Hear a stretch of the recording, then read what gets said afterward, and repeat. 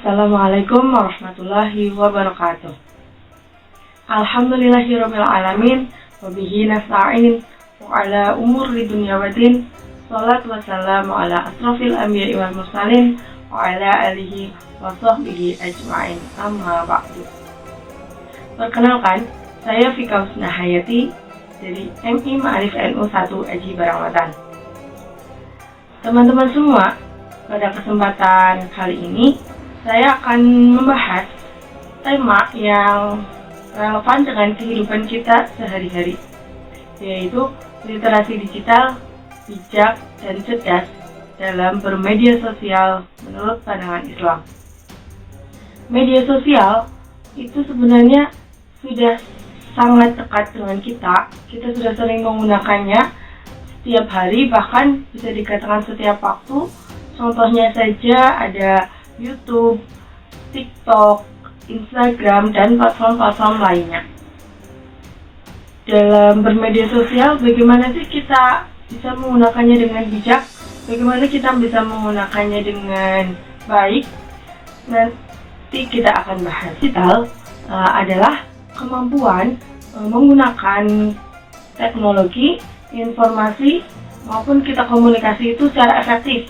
Kemampuannya itu mencakup memahami, mengevaluasi, menciptakan sebuah konten pada platform-platform tersebut.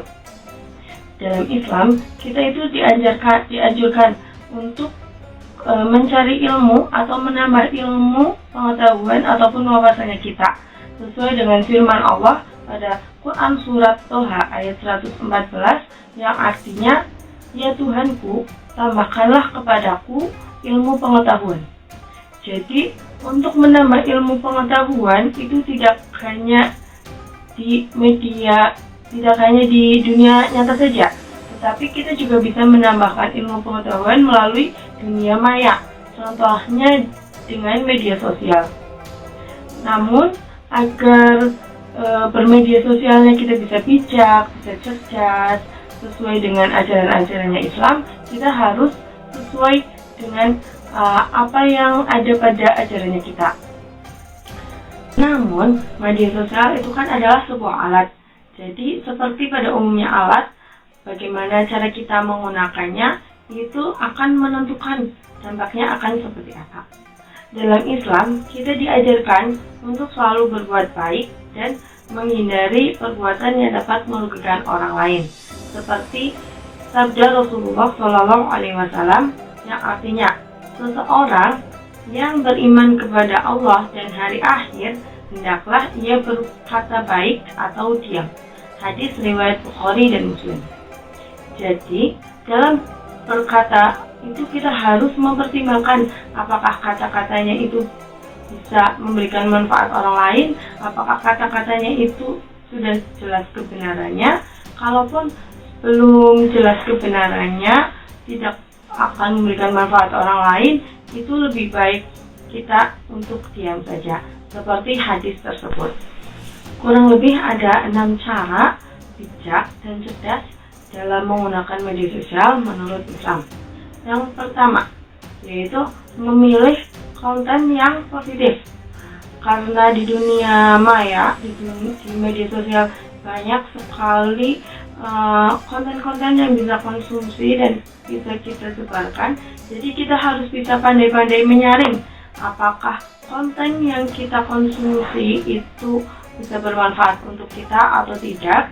Dan jika nantinya akan kita sebarkan konten tersebut, maka kita harus pastikan bahwa konten yang akan kita sebarkan itu bisa memberikan dampak positif bagi diri kita maupun untuk orang lain. Jadi kita harus pandai-pandai menyaring, memfilter apa konten yang bisa kita konsumsi dan apa konten yang bisa kita sebarkan. Adalah menghindari hoax. Karena di dunia maya sudah tersebar banyak sekali informasi berita-berita, maka kita harus memfilter atau memverifikasi apakah berita-berita yang kita konsumsi itu adalah berita palsu atau hoax atau memang benar-benar berita asli. Jadi, kalau kita mendapatkan sebuah berita, kita harus pastikan dulu apakah berita tersebut itu adalah sebuah berita yang benar adanya.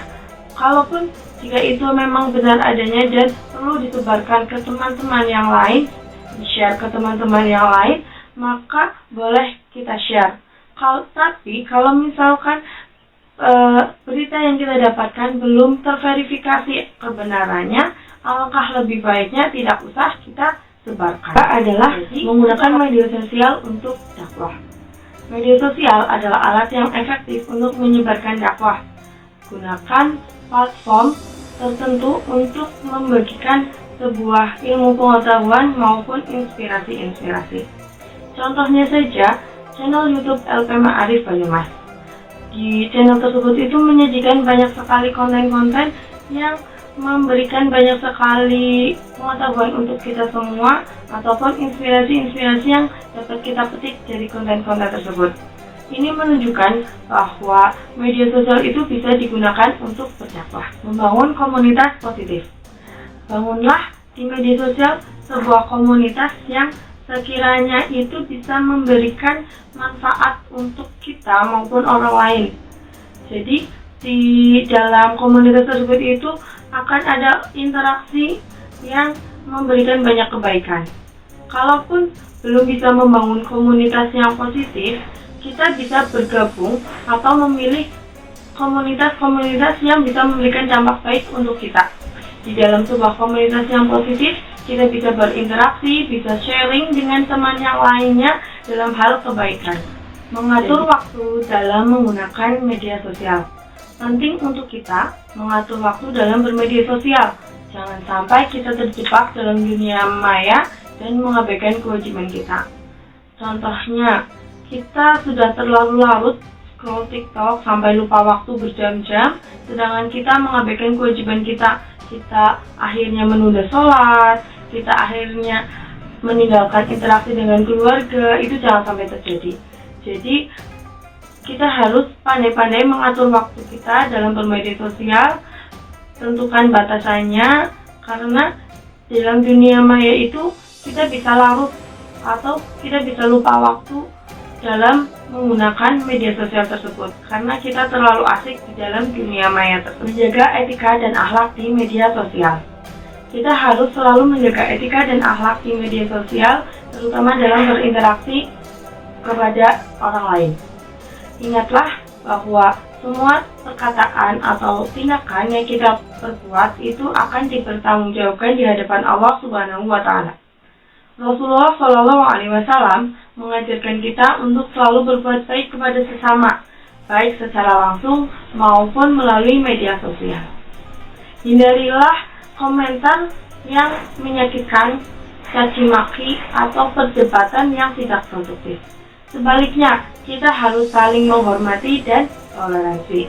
Dengan demikian, maka kita akan menciptakan sebuah lingkungan yang baik dalam bermedia sosial. Teman-teman, media sosial adalah alat yang bisa membawa manfaat atau mudarat, tergantung dari bagaimana kita menggunakannya. Dengan literasi digital yang baik, sikap bijak dan cerdas dalam menyaring informasi, kita bisa memanfaatkan media sosial untuk kebaikan sesuai dengan ajaran Islam.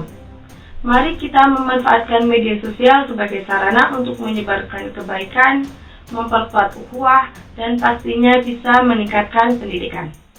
Sekiranya itu yang dapat saya share, kurang lebihnya mohon maaf. Semoga kita selalu diberikan keberkahan, kemudahan, kelancaran dalam beribadah di bulan Ramadan maupun di bulan-bulan yang lainnya. Wabillahi taufiq wal hidayah. Assalamualaikum warahmatullahi wabarakatuh.